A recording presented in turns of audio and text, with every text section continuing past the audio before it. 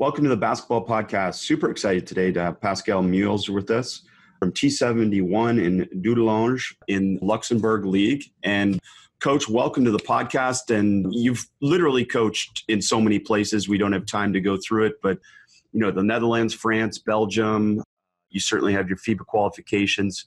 Most interesting to people might be that you have a PhD in mathematics, which is an incredible application nowadays to be able to apply a lot of this data that we have coming to us as a basketball coach. So we'll dive into that and so many other topics, but welcome to the podcast.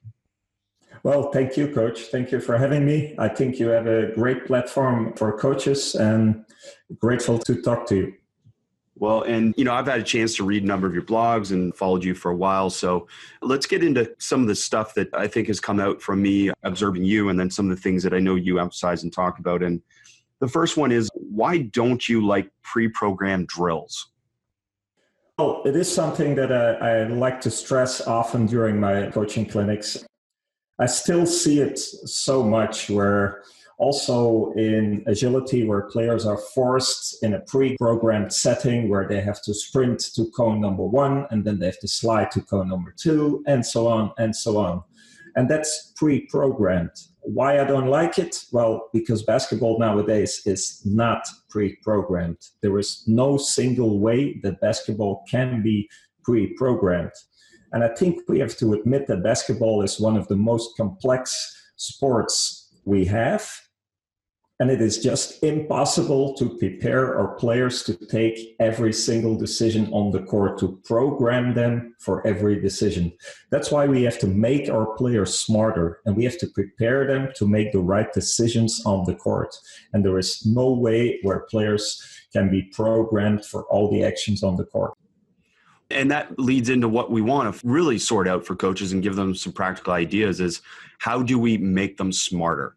Specifically, what do we do within our drills? And I know you've done a clinic on defensive decision-making, but let's keep this just in general to start with, and then we'll get into some defensive decision-making concepts. But what are some things that we can do to make our players smarter?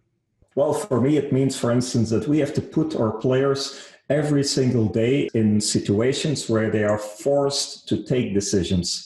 And it also means, or it has a lot to do with the choice of your drills. We cannot have drills where there is no decision, and then we come back to the pre-programmed drills. And on top of that, we cannot do every single day the same situations. And maybe one very common example that I like to use is the old-fashioned 11-man drill, where there are 2 defenders just waiting for us in the paint. For me, that's a bit ridiculous to keep on repeating that drill, because for me, it's not a drill that is game-like. We have to mix it up. If I know coaches that work every single day on that 11-man drill, well, that's ridiculous because it's not game-like. We have to change our drills. We have to look for a lot of variations, and we have to make sure that we use drills which are every single time different, where the defense every single time gives a different look to the players and forces them into a different decision. Well, and again, like when we talk about that type of drill, the game is way messier than how our organized drills put our players in situations. And you may argue, yes, they're making decisions in those drills, which is true. It's better than doing on air, but it's not representative of how messy and unpredictable the game is. And that's really your point. So maybe, Coach, give us an alternative to the 11-man drill, just with a quick explanation. Well, actually, I like to do a lot of 2-on-1 and 3-on-2 drills, since we're comparing it to the old-fashioned 11-man drill. Well, actually, I have a drill where the 3 players in offense, the 2 not shooters, they have to sprint back. And outside of the court, we have 3 players waiting. We have a big man waiting behind the baseline who acts like a first trailer in that transition. An extended free throw line, I have 2 other players, and they will be the new team in offense. And from the team in offense, it are the 2 not shooters who are sprinting back. What you will see in this drill is that sometimes the defense is early, where they have the advantage, but sometimes they will be late, and sometimes one of them will be sleeping on the court. So actually, it's basically a 3-on-1 drill if you're quick. And these different kinds of things is exactly what the game is, because like you say it, the game is messy. So we have to make sure that also in our drills, it is representative of the game of basketball. Well, and it's fair to say that the 11-man drill might be a great first drill as you introduce a topic or you introduce some concepts within that. But the fact that you also said is that you can't do it every day. Because again, there's no new stimulus, there's no new learning, because they already know how to game the drill, so to speak. So that's the other part of this. I think it's important, is that it's not even that you shouldn't do the 11-man drill. It's just that you shouldn't spend time there if you do it every day. Yeah, indeed. And plenty of examples. You can also talk about passing. I've been taught how to play basketball in an era where we were being taught to pass in 2-on-0, just standing in front of each other, where we have to stretch our arms and thumbs are down and stretch the arms. And if we would have a bad game where we had a lot of turnovers, then all week long we would repeat this same thing. And then the next week, if we would have the same amount of turnovers, our coach would go crazy telling us that we were working on passing and whatsoever, which for me is completely ridiculous, because there is no relation between passing in the middle of the court 2-on-0 without a defender in a type of pass which you don't use in a game, and having turnovers in a 5-on-5 game. There is just no transfer in between the drill and the game, and that's the problem. It's a huge problem, and that transfer is the goal. Ultimately, whatever you do in practice, we want it to transfer into the game to help our players and help our team. And there's a simple solution to some of these things, and that 2-on-0 passing drill, for instance, becomes a lot more realistic if you give players freedom of movement and you add one defender. And now if it's 2-on-1 passing and you can move into space and constantly move into relocation spots, then it becomes a little bit more game-like. But going even farther, Coach, is it safe to say that your practices, are they more representative of the game's approach in the sense that you generally play offense versus defense in everything that you do? Yeah, exactly.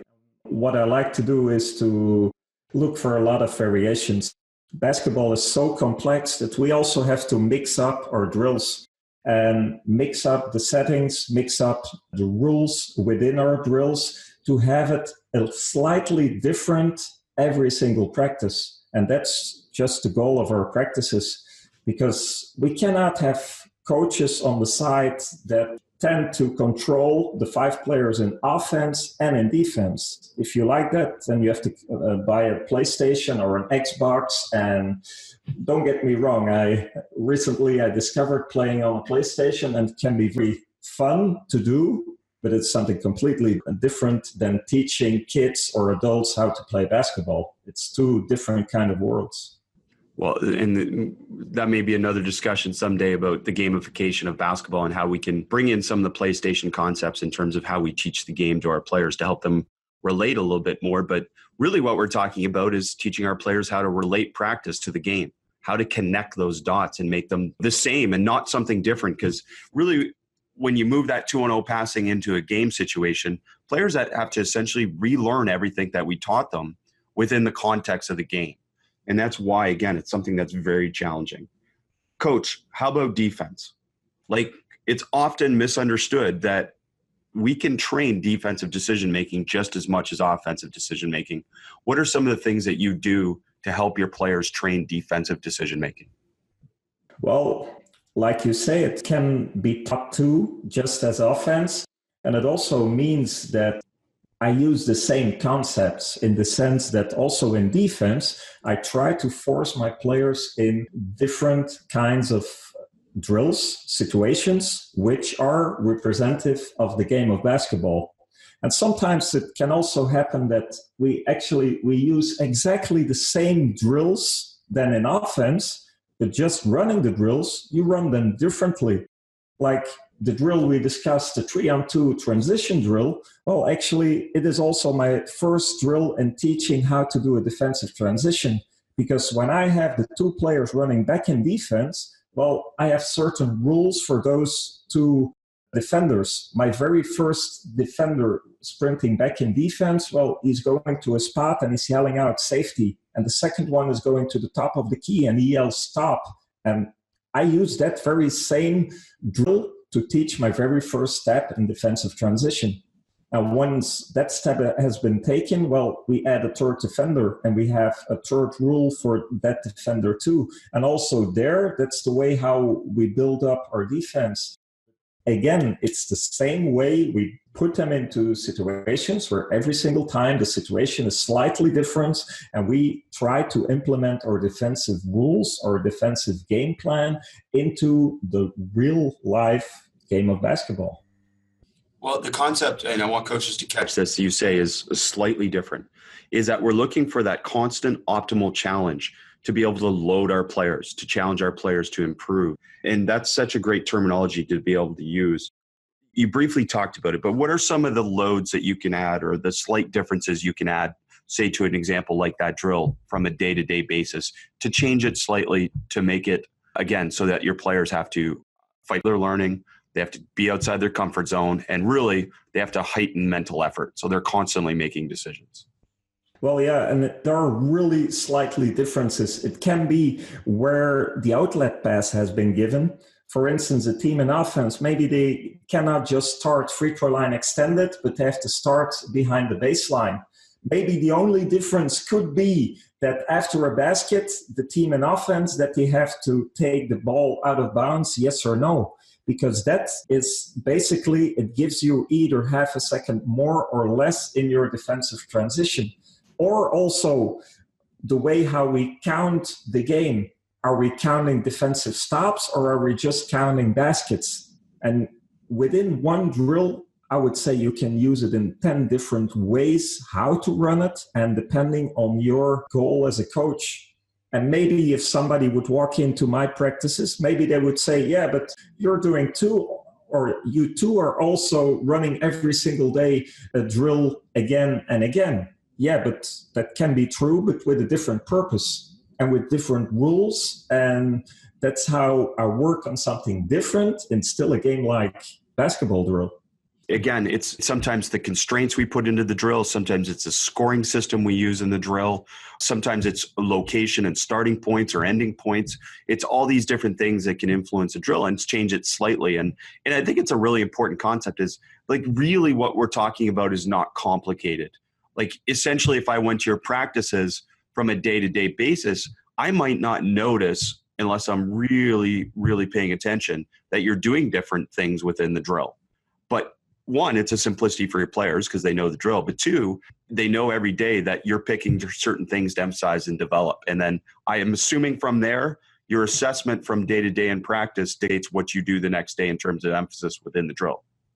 Exactly. And actually nowadays, coaches, they have access to so many websites and blogs and YouTube challenge full of basketball drills.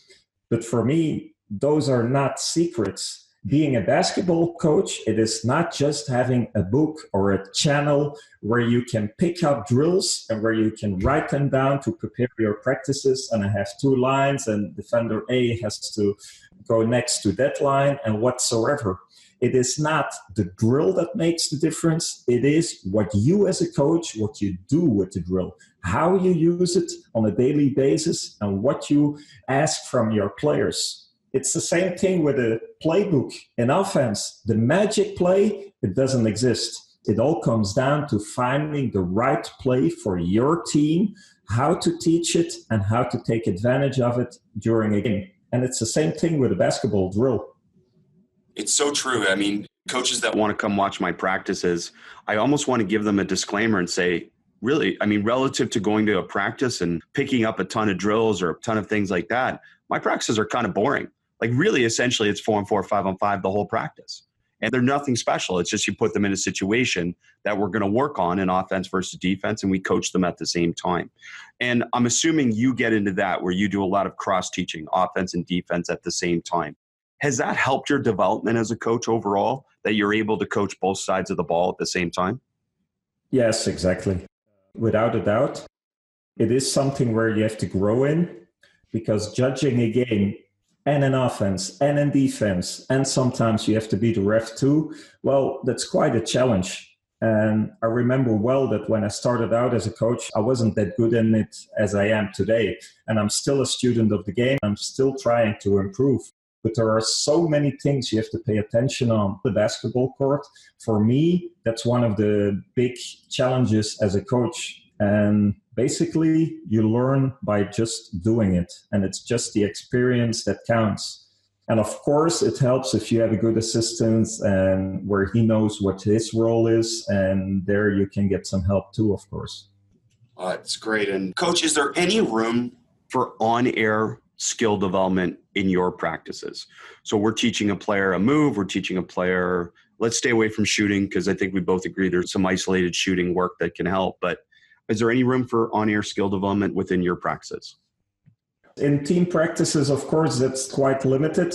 If you have practices in small groups, I would say yes, but very soon you will add it in a one-on-one drill. And you will add it in a situation where you add defense, maybe if you less defenders or more players in offense, or you can mix it up. But very, very soon you go into a live setting where you add the decision making. Because whatever you move you make, and like you say, shooting might be the only exception, all the other things, you want to do it right away in a setting where it is kind of live and where you add decision making and where you add some kind of defense.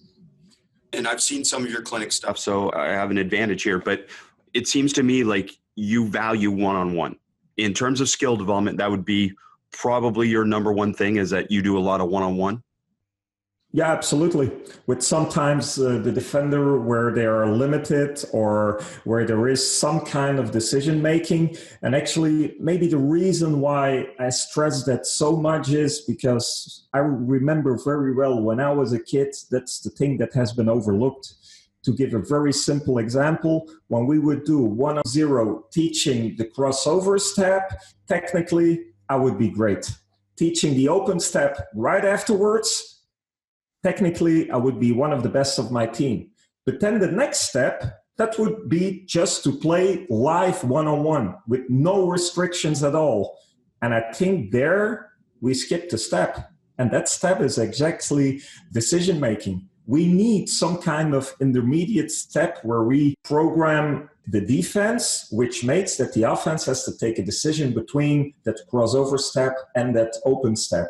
And there our brains need to be taught into taking a decision, which one of my two moves do I have to use in which situations.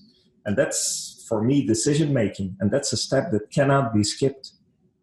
What you're saying is decision making with only two variables, two possibilities, rather than going completely open right away. And that's a part that I think coaches sometimes misunderstood about when we talk about a games approach or we talk about letting the players figure it out, is that we will use a constraints-led approach to be able to say, hey, listen, here are your two possibilities. You figure out which one is best. And rather than just throw them in the deep end and say, go for it, figure out anything, right? And that's what you're talking about in terms of that. Now, you're talking about limiting the defender. Can you talk about some specific examples of that how you limit the defender to influence offensive or defensive decision-making? Well, there are different possibilities, of course. I have in my mind a couple of drills which I like to use where there is a defender where actually you could say that the defender first, he has to touch a cone on one or both sides. And that gives 1 split second to the offense to take a decision to take his, let's say now, to give the example, to keep it simple, that crossover step or that open step, to beat him to the left or to the right. I know other drills where, for instance, the defense first has to give a low five to the coach on one of each sides, which again gives that split second to the offense to make that decision in between left and right. But it can also be more open. Limiting the defense, for instance, well, it could also be that, for instance, the defense is holding a ball with his both hands in front of him in playing defense, which actually, sometimes you can also look at it as a drill for the footwork of the defense. And of course, it gives an advantage to the offense because defense will be slower when he's holding the ball in his two hands. I've seen some of this stuff. And the other thing that you talk about, which I couldn't agree with more, and maybe you can give your explanation, but this traditional one-on-one of being shoulder to shoulder and checking the ball, in letting the offense and the defense play with no starting point, like no advantage. Can you talk about why that's very limiting in terms of development? Well, yeah, it is in one-on-one like that. It is also in three-on-three like that. I really dislike a stationary start of a drill, where, for instance, also in three-on-three, you have a guard and two wings, and defense are waiting. The coach hands over the ball and says, "Let's go now." For me, it doesn't work. For me, it kills every intensity of the drill. And on top of that, it's not game-like. And I really want to have a dynamic start. And that start can be different. It can be that one of the guys is sprinting out of the corner, gets the pass of the coach, and that we start off the catch. But there we have a dynamic start. And actually it is like you enter a game on a certain moment of a real game on the catch. And also the two other players, they are moving.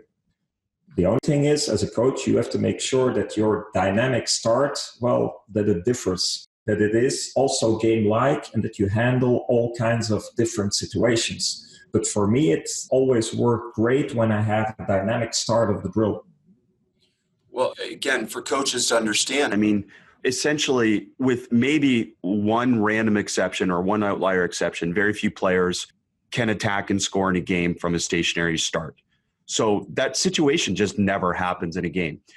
Now, if I go back to how we actually score, a high percentage comes from one-on-one opportunities, but those opportunities come from the offense already having an advantage. They came off a screen, they came off a ball screen, they came off a cut, and they have some type of slight advantage, and then they know how to finish that advantage. And that's really what we're talking about here, is creating those game situations, correct? Exactly. I couldn't say it any better. It is as if you're coming out of that advantage. Because like you say, if you start it stationary, very often, it also kills the flow of your offense. It is something that I really don't want to have as a coach. I don't want to have the ball in one of my players' hands and where he starts shaking his shoulders for 3-4 seconds before he even thinks about attacking the basketball. And we want him coming off a screen, coming out of the corner, filling a spot or whatever. Those are the kinds of situations I'm looking for also in my practices. Well, and come back to your theme of slightly different, is that the other part of one-on-one is, look, if you're playing truly one-on-one, then I feel like every player should get to the basket. Like there should be really no mid-range and there should be no threes. If you're a good one-on-one player, you should get advantage at the rim. So to counter that, because that's not the reality of the game, that we need to progress one-on-one to some type of 2-on-2, 3-on-2, some type of advantage, disadvantage, so that now that player has some decision-making off the ball as well. Is that the next step that you go through with your one-on-one progressions? Yes, of course. I like to think about the fact that I have that same one-on-one situation we talked about before, where the player in offense has a slight advantage. But now on the other side, we have another player in offense and, of course, a player in help side and defense. And that makes that either that player in offense, the advantage is that big that he still can finish at the basket, or there he got interfered by the player in help defense. And there we come into our 2-on-2 concept. And once we have that 2-on-2 concept, of course, the next step is 3-on-3, 4-on-4, and finally 5-on-5, of course. And you said that within your team practices then, I assume like a lot of European pro teams, they practice twice a day. Are you guys a twice a day program there? Well, yes and no. I coach in a league in Luxembourg where we have some of our players, they have a job on the side. So that means that team practices, we have them with everybody 5 times a week. But my practices in the morning, there I only have 5 or 6 players, which is actually great because in the morning I can work with those players in smaller groups, more individual, and I have one complete team practice in the evening where I have 12, 13 players.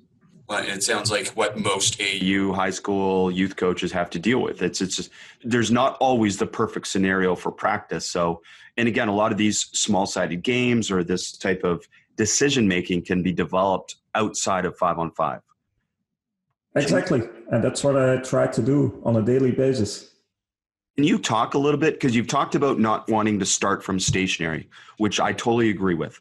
Can you talk a little bit about starting 5-on-5? Do you start 5-on-5 from stationary sometimes, or what are some things that you do to start 5-on-5 possession? Say you're playing 3 trips, or you're playing multiple trips of the floor, or even 1 trip. What are some things that you do to start 5-on-5? Well, that really depends. In 5-on-5, sometimes I build it up from a 5-on-0, and then we go more live with the defense, of course, in terms of having that dynamic start or the different kind of games. Well, it depends. What I recently like to do often on practice is play to a number of stops in defense where we are really running up and down the court a couple of times, where we just play. I call it a sudden death, like in European soccer, where we play to a number of defensive stops. Well, that's cool. That's great. Good terminology as well. But that's, I think, another place where some coaches get stuck sometimes on their creativity in starting 5-on-5, and you don't have to start it from a check ball possession. Obviously, you can start it. I know I've got a lot of controversy sometimes from starting possessions from a turnover, where it's an intentional turnover, and then you have to figure out how to transition and flow and stuff. But those are realistic situations that happen in the game. And as you've alluded to already, as much of that is about defensive decision-making. So you give the offense the advantage in one-on-one, but you're also trying to teach your defense how to recover in one-on-one from giving up an advantage, which is inevitable. What are some of the cues that you give to your defenders in those situations?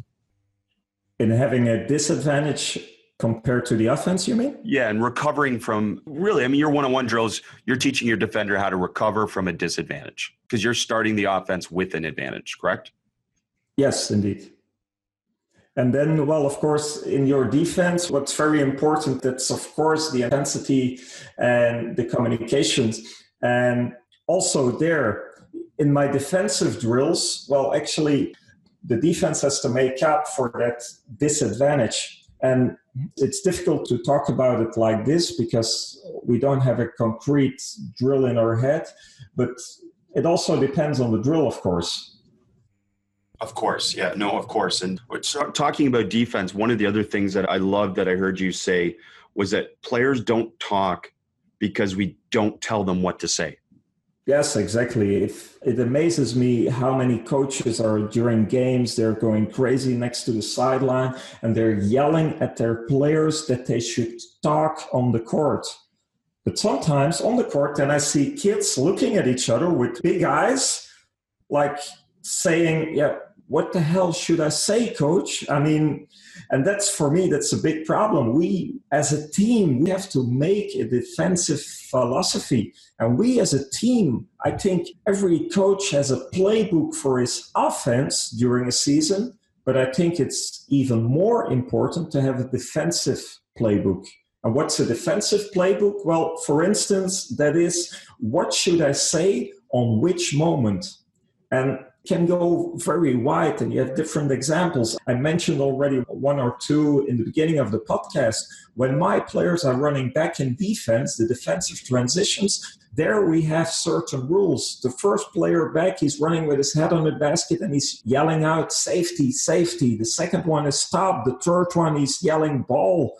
And there we have that many verbals we have to use. The same thing on a trap, on a double teaming on the low post. When we're hedging the ball screens, when should we recover? Well, teach your players which words to yell at which exact moment. That is so important. You cannot just start a season and start coaching your very first game with a team and just yell at your players. You have to talk in defense. Talking, what is it? Using which word in which situation. Dave Smart is one of the best coaches in the world, and now you can learn from him with never before available access. 3 all-access practices and 1 defensive coaching clinic are available at davesmartbasketball.com. What makes these all-access practice and clinic videos so unique? Dave Smart has won 12 national championships and has a winning percentage of 92%. Dave Smart's force weak hand defensive system is world-renowned and has never been shared in this way before. Dave Smart has a winning record in over 50 games versus NCAA Division I teams, having beaten Wichita State, Baylor, Wisconsin, and many others. Dave Smart is recognized by Jay Wright, Mick Cronin, Jay Triano, and many other top coaches in the world as one of the best minds in basketball. Learn from one of the greatest minds in the game who opened his doors and shared the game with us from one of the most successful basketball programs in the world. Go to davesmartbasketball.com now to learn more and to purchase all 4 videos. Well, again, that's such an important part for coaches to understand and to really work towards. I mean, so many offensive plays to get on YouTube, so many offensive plays to get fast model, et cetera, so many great resources, but your defensive terminology and teaching it to your players. And as you said, not just what, but when.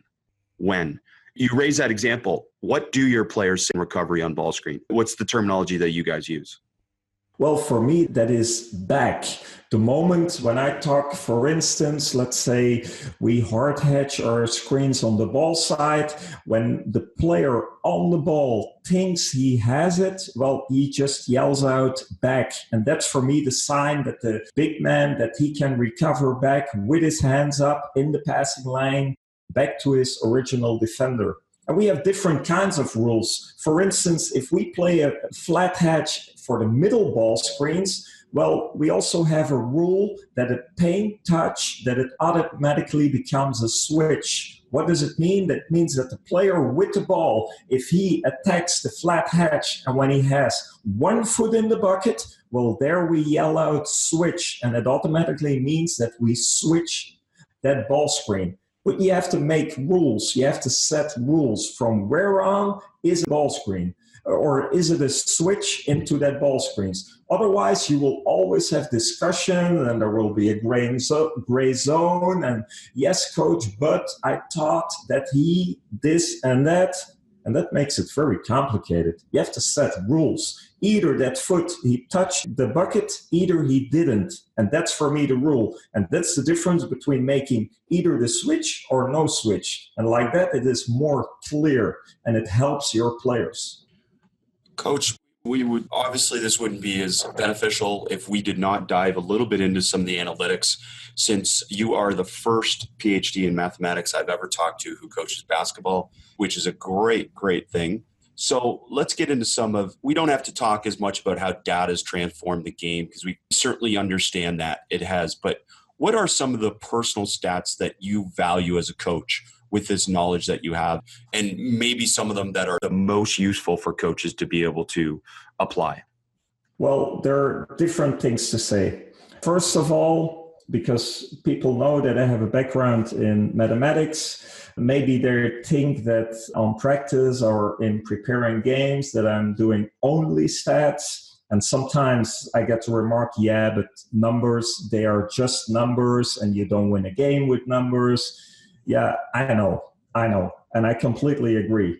But why do I use those analytics and those stats? Well, actually, if they give me one single number in preparing a game that makes a difference, then for me it is a success. And then I know that every minute spent on taking those stats is a success. So basically, I would say that if it gives me one key going into the game, then for me it was worth it. And in keeping the analytics, actually, it really depends. It also depends on your personnel.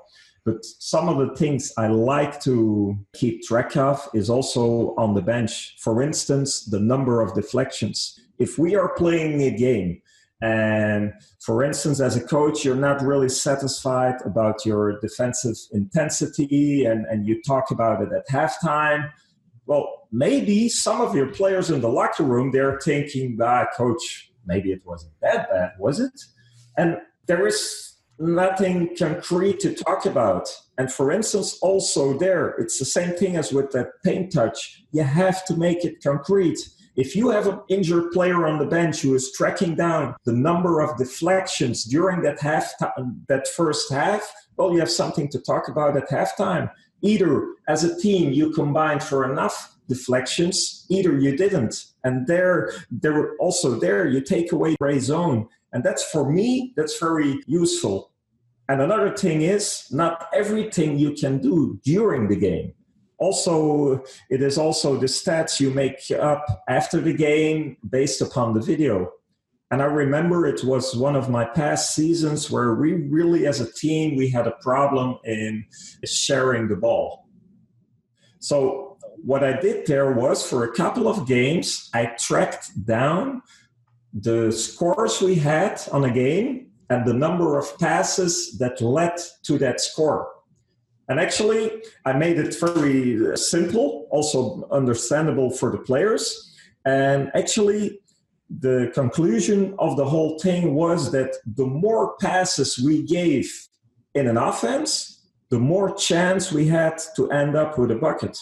Even when with a few passes you have the fast break situations and whatsoever, it appeared that we had a team where the more passes we gave, the more chances of success we had during that possession. And actually, it is up to you as a coach to explain it, to show it in such a way that it is clear to everybody. And back then, that was a very hard season. We were struggling and whatsoever. But that video session, that was the most successful of the whole season, because there I had all my players on the same page and convinced of having one single goal. And that is to have a better offensive flow. And for the next weeks, the only thing I had to do as a coach was to remind them of that video session. There was no discussions, and we were all on the same page to go and look for that offensive flow. Well, it's great, because essentially what you're saying in that example and then overall is the use of stats and analytics removes generalities, which coaches tend to speak far too often in generalities. We're not playing hard. We're not rebounding. We've got to pass the ball more, blah, blah, blah. We can go on and on with all the general things that coaches say. And the use of analytics relative to your team helps remove that. And in that example, you talked about passing more. That passing more for that team led to more success. Exactly. That's exactly what I mean. And what is it? Defending harder, going harder for a rebound. If I put myself on the bench being a player, well, I can imagine that sometimes I would be thinking, yeah, coach, but what do you mean? I'm sweating all the way. I think I did it hard. I think I did the best I could, but it's not. And to make it, to be able to quantify it, those numbers help. And those numbers help too to the players to understand what you're talking about. Very recently, I had a discussion, well, not a discussion with my team, but actually it was after the game. And also there were some doubts. Did we play hard enough last weekend? Yes or no? Well, actually, I went back to our games and I was counting all the 50-50 balls. 50-50 balls being balls bouncing on the court where none of the two teams had control over it. Well, I tracked them down. And for us, that game, it wasn't the 50-50 ball. It was more often for the other team. And then it is, for me, fair to say that the other team, they wanted it more than we did. So they deserved to win that game. And it also, for me and for the whole team, it closed the decision. We didn't play hard enough. If you play hard enough, those 50-50 balls, that's where you gain the advantage. So that's great. What are some other ways that we can measure playing hard or measure effort? What are some simple ways that coaches can measure those things to be able to, again, remove that generality about saying, hey, we're not playing hard? Well, one of the things is, of course, I mentioned already the deflections. How many times as a team can you have a hand on the ball in defense without resulting it on the stats as a complete steal? Because for me, every single time you can deflect a pass where the player has to catch the ball 2 meters further out of his regular spot in the set play of the other team, well, for me as a team, that's a success. And it isn't written down as a steal on the stat sheet. So for me, a deflection, that's very important. The number of 50-50 balls, of course. And very important is also the number of defensive rebounds. And also there you have to be careful. That's also for the defensive rebounds. That's also where I try to grab towards the more advanced stats instead of just the number of rebounds. Because I can imagine a completely locked game between two teams where one team is barely missing any shots and the other team is missing tons of shots. Well, then it's more than common sense that also the chances to take a defensive rebound is very lopsided in between the two teams. What are some misconceptions then about stats that maybe we're not understanding? What are some misconceptions that coaches have about stats? Well, I think the easiest way to explain it is that in regular stats, we don't take into account the concept of pace. Pace, for me, is defined as the number of possessions you have during a game. And you have fast-paced teams that really, on average, they push the ball and they take quick shots and they have more possessions a game than another team. And of course, that concept of pace, well, it determines a lot about stats. Because a team that is having more possessions a game, well, wouldn't it be more than logic that it also has more turnovers a game, more steals a game, more assists a game, more points scored during a game, but also more points allowed during a game? A team that has more possessions a game than any other team, well, it has everything more. And in one of the articles I wrote about it on those advanced stats in the Belgian league, well, I think it was a beautiful example. It was an example of one first division team where one coach was fired after playing every single team one single time. And actually, the general reason behind that was, well, our offense was very good because we scored more points than the average in the league. But defense wasn't well enough because we allow also more points a game. Well, I'm sorry, but the reason it was complete bullshit because it was just the fastest playing team in the league. And the team that plays the fastest in the league, well, logically, they score more points than the opponent or than the average of the league. But they also allow more points. And when back then I went to the advanced stats, and you look to offensive rating and defensive rating instead of points scored and points allowed, well, actually, it appeared that that team, that it was even doing better in defense than it was in offense. And then I'm not talking about whether it was right or wrong to fire the coach or whether he did a great job or not, because I don't know it. I wasn't there. I wasn't there during the practices and I wasn't there during the games. The only thing I'm saying is that if the reason was that he was fired because the defense was bad, that's completely wrong.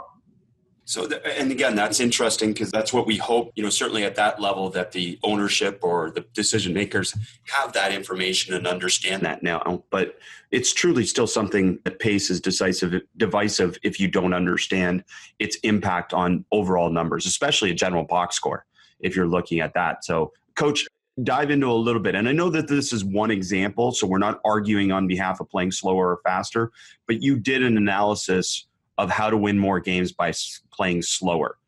First off, did that change your thinking about your style of play currently? And what were some of the conclusions that may help coaches in terms of that? Because generally all this stuff is saying to people that they should be playing faster. That seems to be the message that comes across from analytics.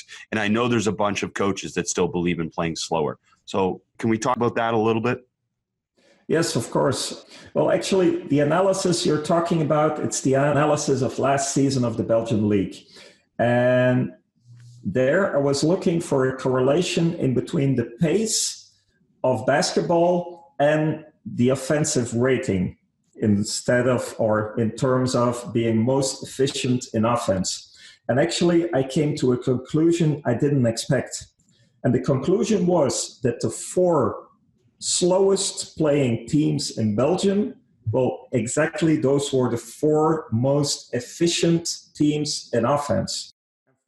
it was very surprising for me because when I looked to the NBA, I saw at that point exactly the opposite. Having the fastest playing teams also be the more efficient. And I think in a certain way, it was also an outlier. But when I look to different leagues, well, maybe it isn't an exception either. Because for instance, if you look to the EuroLeague, there is the first team in the ranking, that's Fenerbahce from Turkey. Well, with a distance, they're the slowest paced team of the EuroLeague. And guess what? They have the highest offensive rating. And I can give more examples too. At this point in the Netherlands, the slowest playing team is the second most efficient in offense. And maybe even we have to go back to the NBA nowadays, this very season. At this point, Houston, they have the second best offensive rating, and still they're having the third lowest pace. And who's playing the fastest in the NBA right now, today, this season? Well, it is Atlanta. And I don't think that Atlanta is being the most efficient in offense. So I do think there is a correlation in between pace and efficiency in offense. And I also think that playing fast, sometimes it is just the lack of creating good shots out of a set offense. And if I look to the leagues in the countries where I have been coaching or close to where I live, well, actually, then I see that a lot of the less talented teams, well, they tend to play rushed. And there is a difference in between playing rushed and between playing fast. Rush, for me, that's also a team that struggles to create a good shot late in the shot clock, that can really use their set plays in creating a good shot. Those are also the teams that will take a rush shot very early in the offense because maybe they realize that it's the best shot they will have during that whole possession. And that's one of the reasons why I think that in some of those leagues you see that teams playing very, very fast, but they're not always being the most efficient in offense. And yes, it makes me think, because we had a couple of years where Golden State was breaking every record and we're playing faster and faster and faster. And without even knowing it, we all tend to copy it. Also because all the players and all the youngsters, they watch the NBA and they take them as examples. But maybe we come back to the beginning of our podcast. Maybe as a coach, we have to think what is best for our team. And it doesn't mean that playing faster and faster, that it is the best way for Golden State to do it. We have to see what is the most efficient for our team. How do we determine that, though, Coach? I mean, is that just purely my philosophy, or is that personnel driven? Like sometimes within a season, like as a coach, and I'm sure you've been in this situation, like your style of play or your emphasis or different things like that, you begin to question sometimes if it's not leading to success or it's not leading to wins. Because again, the bottom line, the most important stat is wins and losses. So how can I actually make that decision in advance, if that's even possible? Or if I can't within the season, how can I make an adjustment based on understanding whether we should be playing faster or slower? Well, it's a bit of everything. It depends on your personnel. It depends on you as a coach. Is it always to predict it in advance? And can you say in advance what is working best for your team, yes or no? No, I don't think so. I even think, or I believe that within a season, well, you have different kinds of periods where you tend to play differently. There are moments in the seasons where you rely more on your offensive playbook. You rely more on your set plays to create your shot selection and offense. And there are more situations where everybody is full of confidence and your shooters are really hot, and you also in transition, you're full of confidence to take those early shots in transition.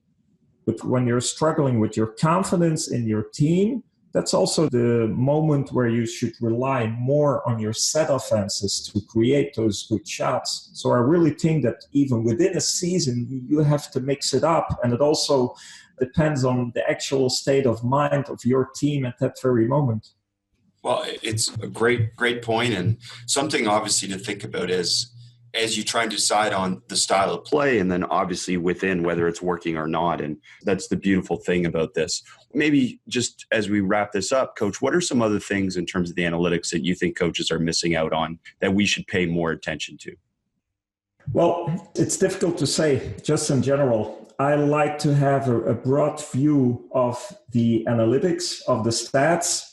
Throughout the season, I keep my own stats, and once in a while, I just take the time basically to sit in my chair and to really reflect upon things. And the reason why I write those articles about the Belgian league and the Euro League and other kinds of leagues is I like to have a broad view over basketball, and I like to see how they're doing it differently in other countries and how I can relate that into my team. And for me, coaching a team during a season, well, for me, it's also keeping those eyes open. And sometimes halfway of the season, well, you pick up an idea which you have seen in an analysis in the NBA or in EuroLeague, and you pick it up and you can use it to construct a video session. And what I told you earlier about those 50-50 balls, maybe that's one kind of an example. I read a tweet about the 50-50 balls, and I thought that's exactly what we need as a team. And then you combine it. You make the stats out of the game.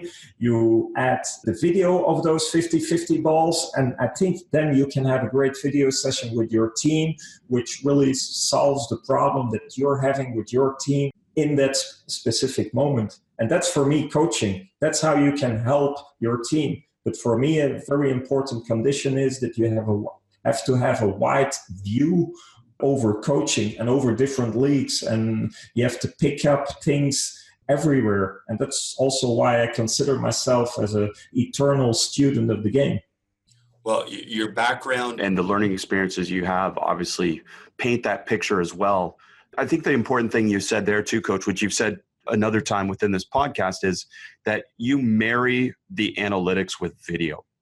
So you bring those two concepts together so that your players not only get the analytics, but they get the visual that goes with it and saying, hey, we're doing this or we're not doing this, and here's the specific example. Is that something that is a must for coaches to do?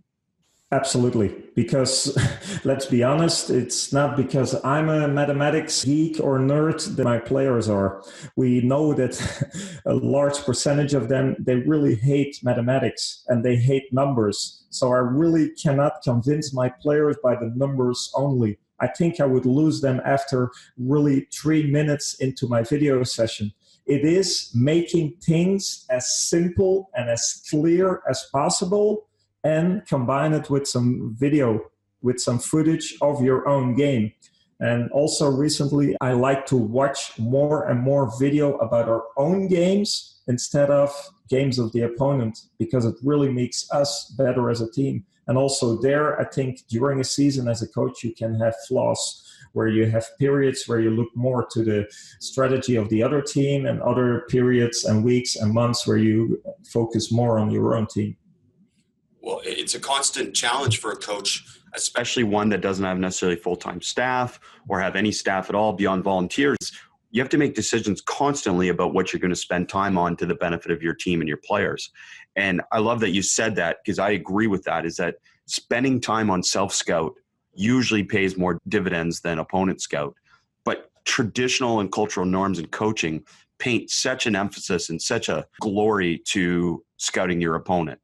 What are some things that you do to self-scout your team then? It really depends from game to game. You have to keep in mind a couple of basics, in the sense that, well, you cannot show only negative things. On the other side, I don't think as a coach it is your job to show highlights or only highlights of your own team. It is not as a coach that you're the cheerleader of your own team. In these words, you really have to mix it up. And I always work with a couple of teams. So you cannot have more than 2-3 teams into a video session.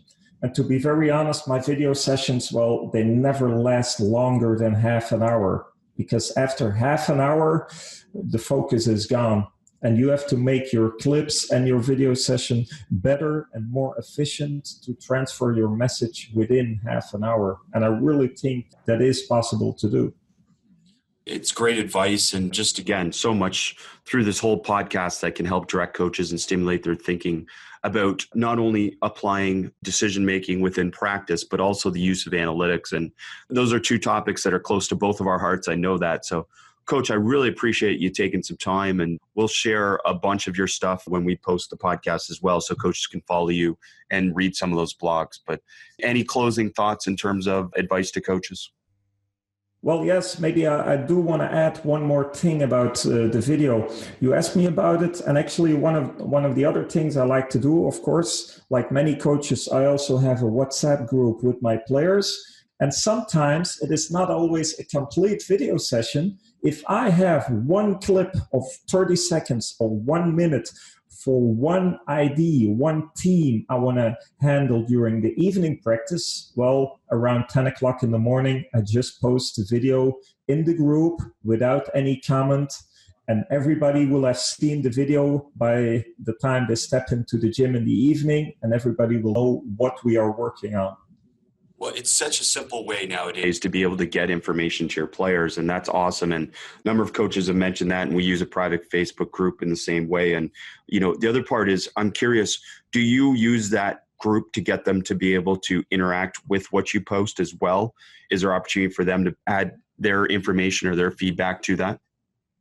Yes, they can. But it really depends on the topic, whether they do it, yes or no. And sometimes it can be something very positive and very fun, and everybody is reacting on it, and everybody is very enthusiastic about it. But sometimes it's also bad news to announce, or sometimes it is just something which we didn't good enough during the game. And I post a video anyway, and then I know that nobody is going to react, and everybody is a bit, how would I say, even a bit annoyed in arriving in the evening practice, because everybody is a bit annoyed by what he saw in that video. But maybe sometimes that is exactly what I need to start a practice, to have a little bit of nastiness and a little bit of a cranked ego to start practice. Sometimes, not always. Well, it relates, and I think it parallels teaching what you talked about at the beginning. Is it always has to be something slightly different. And I think video's got to be the same. Exactly what you're saying. They're not all highlights. They're not all positives. They're not all negatives. There's this mix and this constant effort to be able to stimulate and load your players so that they interact with the material that you provide them, you know, whether it's in the moment or, as you said, later in practice. So that's a great example of how you can use those type of groups effectively. Thanks for sharing that, Coach. And again, thanks so much for joining us and for sharing so much information. I so encourage coaches to follow you on social media, because you're a wonderful sharer of information as well.